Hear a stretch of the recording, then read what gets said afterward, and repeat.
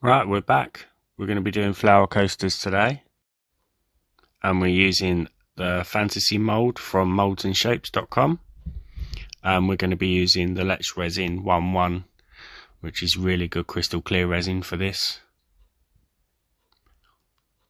And we're also going to be using the Armour Arts pigment pastes. Again, in the video description there is a 20% discount code for you guys to use. And these pastes are already opaque, so no white is required.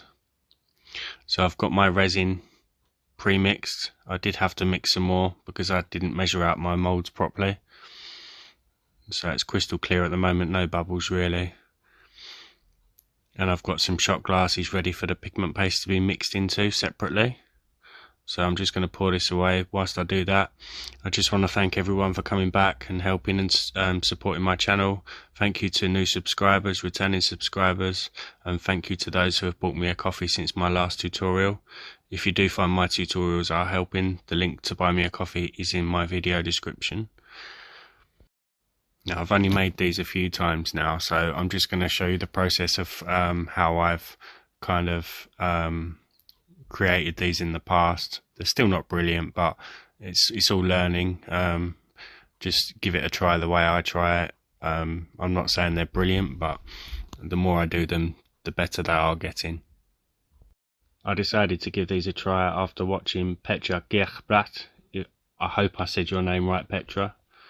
She's made some really good YouTube tutorials. I don't normally watch YouTube tutorials, but she kind of gave me a push to give this a try. And she also mentioned that she did a online course with Sherry's Imaginations. She's on Instagram. I will look into doing this course at some point. So if you go and check Sherry's Instagram out as well.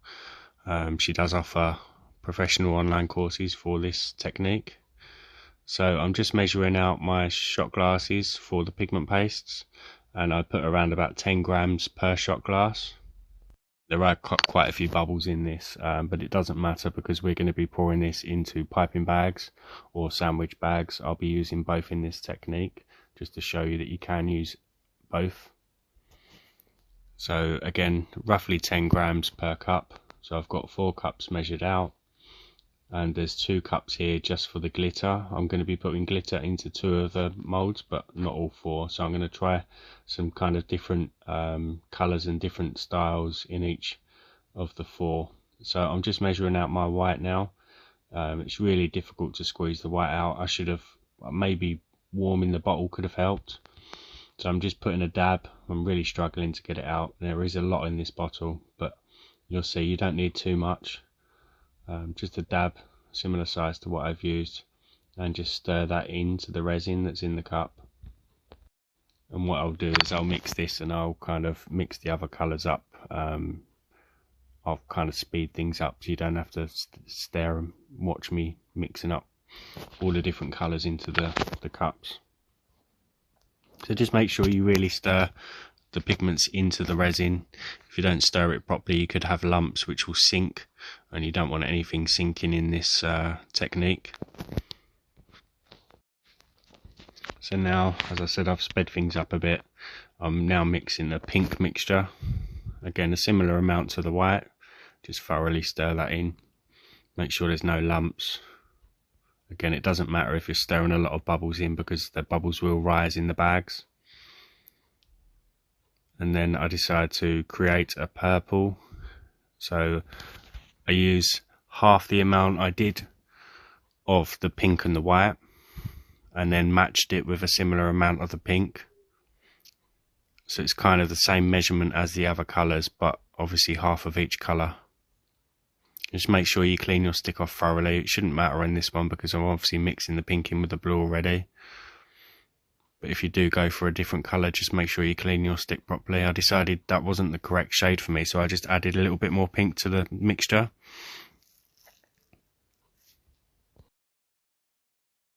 So I'm just mixing the extra pink in to get the right shade that I want. And I'm happy with that now. Again, just clean the stick off.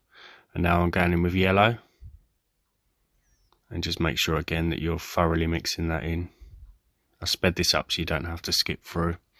So now I've got a piping bag, I've cut the piping bag down because there was a lot of excess, and I'm just pouring my white into the piping bag ready. Trying to get out as much as I can. Sorry, my camera angle isn't brilliant. But yeah, I'm just trying to get out everything that I can into the bag without it clinging. You want to kind of pour it directly into the tip of the bag without it pouring down the side of the bag, because that can get messy.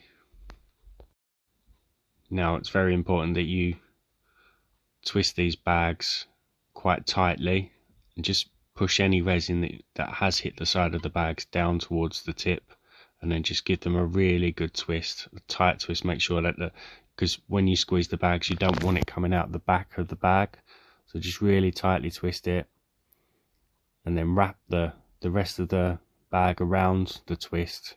And then what I do is I secure this with a paper clip just to hold it in place, just like that.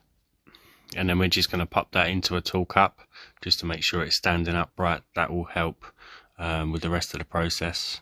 And now we're here with the sandwich bag, so we're just going to open this up, try and get it as open as possible to the corner in the bottom, so that we can pour the resin and pigment directly into the corner of the bag without hopefully pouring it onto the sides and making a mess. So I'm just pouring this in, trying to get in as much as I can. It's difficult with two hands to try and keep the bag open and scrape the resin into the bag. But I do prefer the piping bags over these. So sorry, my hands are getting in the way. I'm just going to show you this one and then skip through the rest so you don't have to stare at my hands. So again, it's really important to just gather that up as tightly as possible and just wrap that bag around. And once wrapped, you can cut off any excess like I do, just to make sure it doesn't kind of get in the way. And I found previously that without wrapping them and cutting them down too much, the bag can actually drag through your work. I've had that a couple of times where it's kind of moves out of the way, well, into the way of the resin on a say the piece to the right, and it's dragged through and completely ruins the work. So just make sure you kind of cut off as much excess as you can, and then just again secure with a paper clip, and we'll pop that in the cup with the other white. And again, I'm going to mix up the other one so you don't have to watch my hands in the way. Right, so we've got them all in cup standing. Now what we need to do is mix the glitter that I'm going to use in the two cups. I'm going to put the glitter in just the left hand pieces, and then we're going to let everything sit for around about an hour to an hour and a half, ready to start with the work of the flowers. It's kind of similar to the previous technique which I showed, the collaboration with Artisan Cloth. You have to wait around about an hour to an hour and a half for the resin to thicken and warm. That then gives us the effect that we need to create the petals in the flowers. So I'm just mixing in my glitter. This one's the pink, and then I've got a separate cup with a kind of lilac-y purple colour. So again, I'm not sticking with just one theme with these. I'm going to kind of change for each of the coasters in the 4 set. So now that's mixed, we're just going to wait, and what you need to do is just keep popping back and testing the temperature of the bags. You don't want the resin to become too hot. I normally just test the bag on my wrist, so I know that it's kind of getting warm. So around about an hour and a half, but it can depend on your resin and how much you've mixed. So I'm just testing it on my arm, and I'm happy that it's warm enough. It's not hot, it's just warm to touch, and I've already put my glitter into the moulds. And I've got a bit of tissue paper just to test the thickness of the resin as I'm pouring it. So I'm happy with that white, so I'm just going to go in. I've sped this up because this was quite a lengthy process and I didn't want to bore you too much, and my hands again do get in the way a bit, so I do apologise. So I'm kind of sticking with the shape of the mould in a way. So I'm just kind of drawing, I'm starting on the outside, I'm drawing that white into the mould, It doesn't matter if you're too messy. It's all learning as well. So I'm now going in with my purple and kind of following the same line as I did with the white. I do need to improve my camera skills. Constantly seeing my hands in the way, but you can kind of see what I'm doing anyway. I'm just following those rounds, and I'm going back in now with the white, so you want to kind of do it in layers. You can mix things up. I have done in some, and you just want to repeat the process till you've got no space left. So as I say, I'm going back in with the purple. If I hadn't have sped this up, it would have been really boring. It's probably boring already, but it's quite a lengthy process. And again, like I said, it doesn't have to be exact, super tidy. And then with my cocktail stick, just be careful. You only want to move the surface. You don't want to go too far into the resin and risk scratching the mould. So I'm just drawing the centre out towards those tips on the edges. And now we're just going to take the stick and swirl the centre round into the middle. You won't really see it because there's the glitter in the way. I'm just following kind of what Petra did in her tutorial. And again with the white on this one, you can see that the white is coming out finer than the previous one. I just wanted to see what the kind of difference would be in the thickness of the white. So I'm now going in with a pink to match the glitter. Just follow that white around again. And now I decided to add yellow to this one instead of just sticking to the two colours. So again, just follow the pattern around. And like I've said, I've only done this a few times. The last tutorial I made, I had to completely scrap because right at the final stage I tried to grab some tissue and it flapped into one of the coasters, so it completely killed the whole tutorial. And I almost scrapped this one as well. You'll see in a little while, but I decided to laugh it off and keep it. I managed to rectify it, but you'll see when I get to that stage. It's quite funny to watch. So yeah, I'm just finishing this off with the final layer of a yellow. We're gonna add some, what do you call them? No, we're not. We're gonna stir first. We're gonna draw these out. I decided to just kind of go with the flow and just make this one up, and just drew kind of different to the previous one, out to each edge and then through the center. But just make sure you clean your stick every time you remove the stick from the resin, just to make sure you're not dropping colors into the coaster as you're drawing it through. And again, I just swirl that round into the center like so. And then I decided to add the strands from the back of the flower. I'm not sure what the technical name is for that, but I just call them strands for now. So you can add these before. I forgot on this one, so I just added them afterwards. I decided to go with the yellow and the pink. Now some people do use a heat gun and blow their petals out, but the advice from mouldsandshapes.com with these moulds is not to use a heat gun, so I decided not to. I may try with a different mould next time. So with this one, I'm starting off with the yellow, again going with the original style that I did in the first one, just following those outer edges of the mould, and then going in with the white this time. I'm actually realising at this point that I'm running out of white. I didn't mix enough up, so I'm kind of starting to panic and hoping that I've not completely lost another tutorial. So I mean, it's not the best tutorial I've done, but it's something that I will work on and get better with. I know there are a lot of tutorials on YouTube for this technique. It's just nice to kind of give you something that I'm kind of learning at the same time. Yeah, so I will get better at these and definitely give you better quality videos moving forward. So just going in with the white again. It's a bit messy, but it doesn't have to be perfect. And just trying to get in as much colour as I can, before I run out of space. So I finished this one off with the purple. Again, you know, it's messy. I'm not that bothered. And I added the strands before the stir this time. You can start at the centre and draw it out, or draw it from the outer edge inwards. And then I'll just go alongside that with the yellow. Like so. And then I stick to kind of the original, the first piece, the way that I just drew through the centre to the outer tips. And then again a swirl in the middle.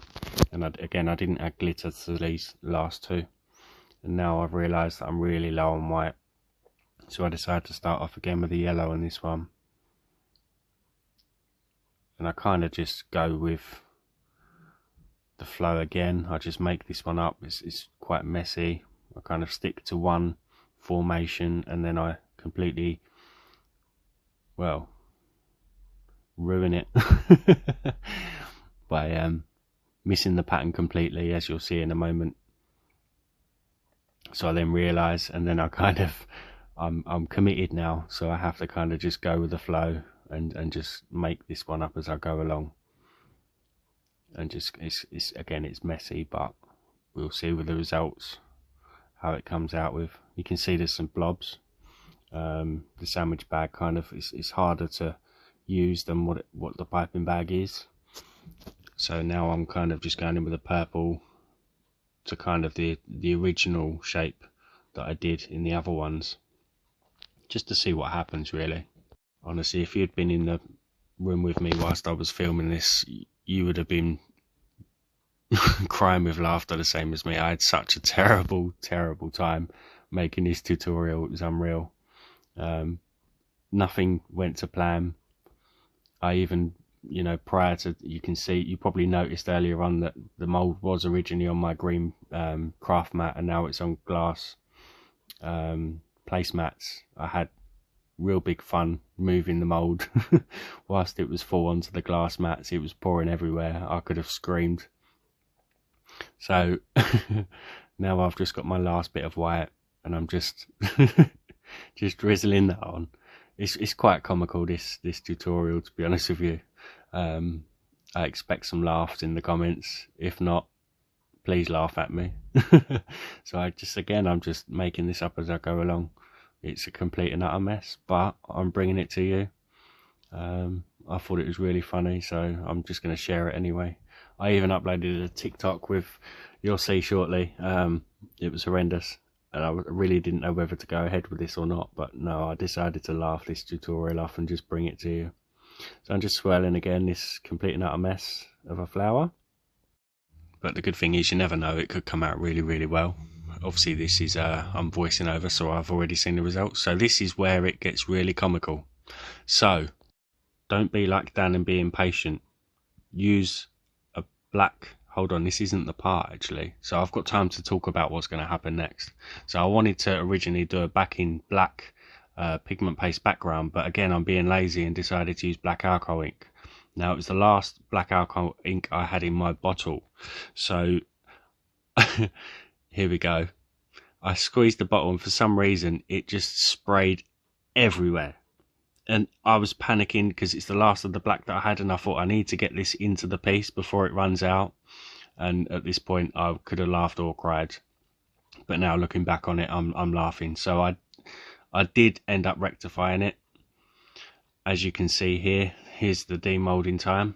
My brightness was a bit dodgy, so I did get some good coverage. There is some negative space on the outside, but you know, I was just quite happy that it covered. So we're just going to demold from the right hand side first. And so you can see there's a lot of negative space. The petals could have been a lot better. They're fanned out okay, but not enough for my liking. There's a lot of gaps. But again, it's trial and error. It's all good fun, just trying these things. And you can see just how crystal clear the Let's Resin 1-1 resin is as well. So here's the, nope, I decided to skip that one for now and go with the other normal looking one. And this is the one I used the glitter. and I realised that I added too much glitter, but still there's some really good petals there, better than the last one. I think that's because the white there was more white, so that spread out a lot better. It's not terrible, I've had worse, but at least there's, you know, the pigments hadn't sunk. So I've had that before where it's just blobbed. So I know I'm on the right track. And there's a tiny, you can see on the front of this one, there's a little bit of a blob where the pink touches, but it's not that bad. It's messy, but it's still something, isn't it? Considering I was going to scrap the whole tutorial. So this is the one. This is the one that sprayed everywhere. Yeah, don't be a Dan. Be patient. Use a black pigment paste once it's cured. And there you go again. I think I had too much glitter. But I just think the black background helps with the negative space. And again, I just wanted to see how it looked. Similar to how I did with Artez's collaboration, where I added the black to the background. It kind of made the colours pop. So the petals do look really thick, but it's, again, it's a start. Just laying these out now. It's tricky what to say when you're doing a voiceover. It's not quite the same as being there. So there you go. Right, thank you guys for watching. I hope you laughed as hard as I did. If you haven't subbed, in that bottom right corner, click that sub button for me. And again, thank you for all your support, following me on my journey and watching and helping me grow. I will see you all soon.